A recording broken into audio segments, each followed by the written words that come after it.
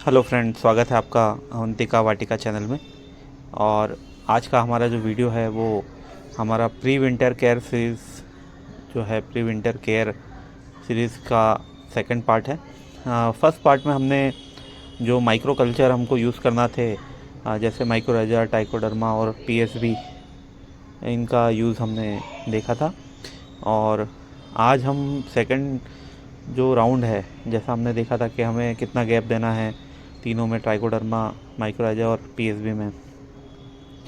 तो दोस्तों, मौसम में वापस बारिश चालू हुई है और नमी बनी हुई है। इसका मतलब ये है कि हमने जो हमारा माइक्रोरेजा दिया था पॉट में लगभग एक वीक पहले, वो ऑलमोस्ट डेवलप हो चुका है।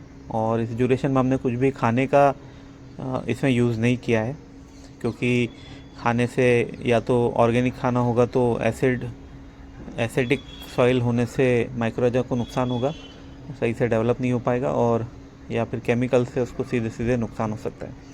तो सेकंड पार्ट में हम आज देखेंगे, हमारे पास में यहाँ दो चीज़ें हैं। पहला हमारा है जो ह्यूमिक एसिड, और सेकंड हमारा है जो रूटिंग हार्मोन।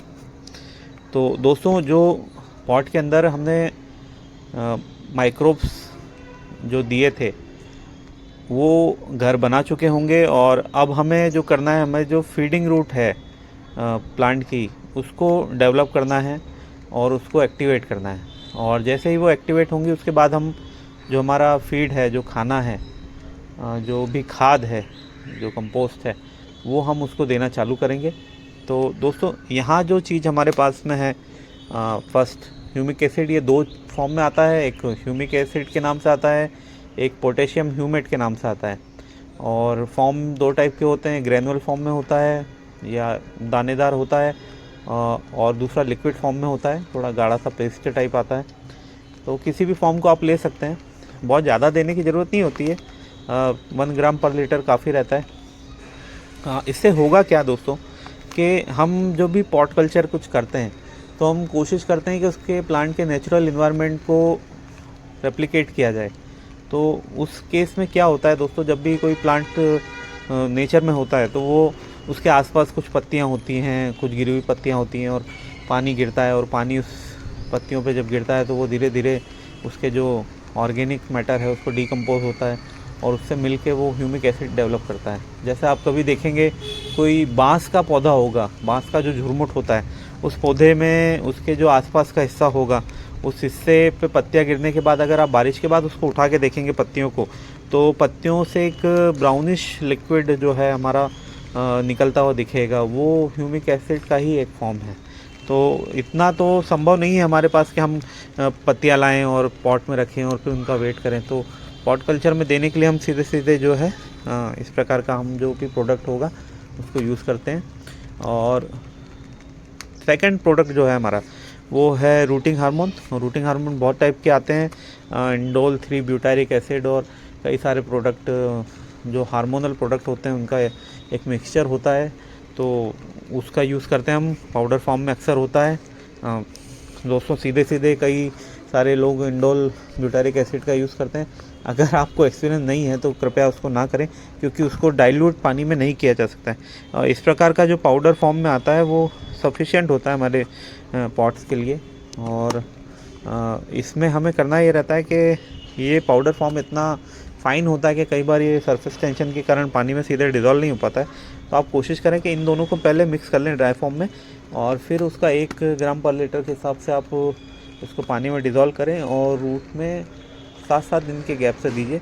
कुछ ज़्यादा भी देंगे तो कोई दिक्कत नहीं है। अगर कोई प्लांट आपको ऐसा दिख रहा है जिसमें आपके यहाँ सपोज़ पानी ढंग से नहीं गिरा है या बारिश नहीं हुई है, और प्लांट थोड़ा सा आपको लग रहा है कि उसकी लीव्स थोड़ी जल गई हैं, तो आप थोड़ा सा ज़्यादा भी दे सकते हैं, क्योंकि आपको काम शुरू रूट्स से ही करना है। किसी भी जो प्लांट की नींव है, नींव उसकी रूट्स है, तो आपको शुरुआत रूट से करना है, धीरे धीरे फिर आपको उसके लीव्स पे आना है। तो विंटर केयर में हम क्या कर रहे हैं, हम पहले उसको जो भी उसके बेनिफिशियल माइक्रोब्स हैं उनका हम कॉलोनी डेवलप कर रहे हैं, और सेकंड फिर उनके जो फीडिंग का जो भी उनका फीडिंग अंग है, जो उनकी फीडिंग रूट्स हैं, उसको हम एक्टिवेट कर रहे हैं और उनको बढ़ा रहे हैं। जैसे ही वो पॉट में अपना स्थान ले लेंगे, तो फीडिंग रूट्स की संख्या बढ़ने से जो भी आप खाना उसको देंगे पॉट के अंदर, वो खाना वो इजीली एब्जॉर्ब कर पाएगा, और एब्जॉर्ब करके आपको जो ग्रोथ है वो बहुत आपको एक चमत्कारी ग्रोथ दिखेगी उसके अंदर।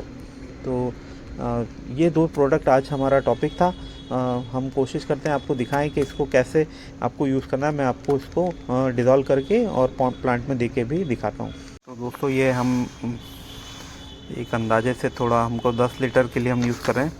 ये ग्रेनुअल ह्यूमिक एसिड हम ले रहे हैं, इतना काफ़ी है।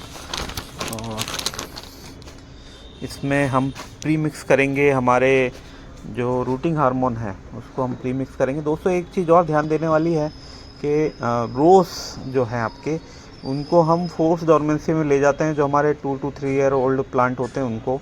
तो ये प्रोसीजर रोज़ का थोड़ा सा डिफ़र करता है टाइम वाइज, यानी कि अभी हम टेम्परेचर ड्रॉप होने तक, जब तक हम रूट ट्रीटमेंट स्टार्ट नहीं करेंगे तब तक हम रोज़ को छोड़ देंगे, बाकी प्लांट में इसको यूज़ करेंगे। रोज़ में हम थोड़ा सा 1 महीना लेट करते हैं, क्योंकि रोज़ बेसिकली विंटर एरिया का पौधा है और पेरिनियल प्लांट है, तो उसके लिए हमको इसको थोड़ा सा रुक के यूज़ करना है। और कटिंग का उसमें प्रोसीजर होता है, बाकी प्लांट में हम इसको यूज़ कर सकते हैं। तो हम पहले इसको मिक्स कर लेंगे।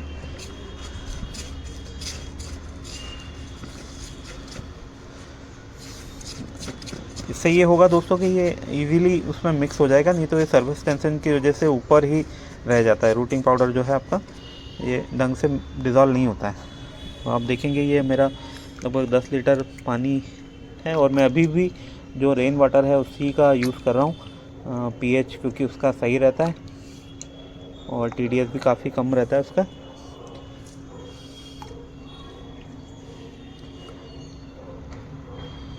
ये देखिए दोस्तों, ये अभी भी सरफेस टेंशन की वजह से थोड़ा सा ऊपर रह जाता है। इसको अच्छे से मिक्स कर लीजिएगा, और ये पानी हम इसमें मिक्स कर देंगे।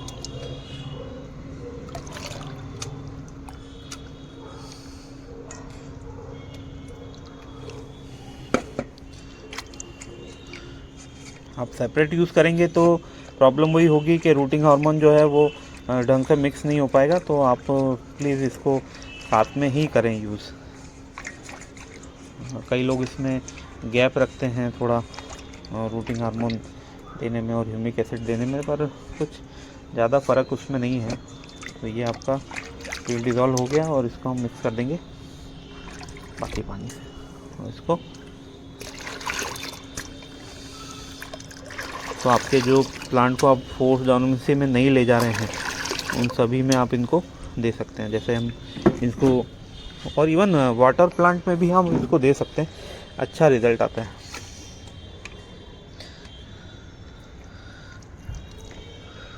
तो दोस्तों इस तरीके से आपको ये सेकंड फेज़ आपका कंप्लीट करना है। तो आज के वीडियो में इतना ही दोस्तों। प्लीज़ सब्सक्राइब करें हमारे चैनल को और जुड़े रहें, ताकि हम आगे जो फीडिंग है हमारी प्री विंटर की, उससे भी आपको अवगत करा पाएँ। थैंक यू सो मच दोस्तों।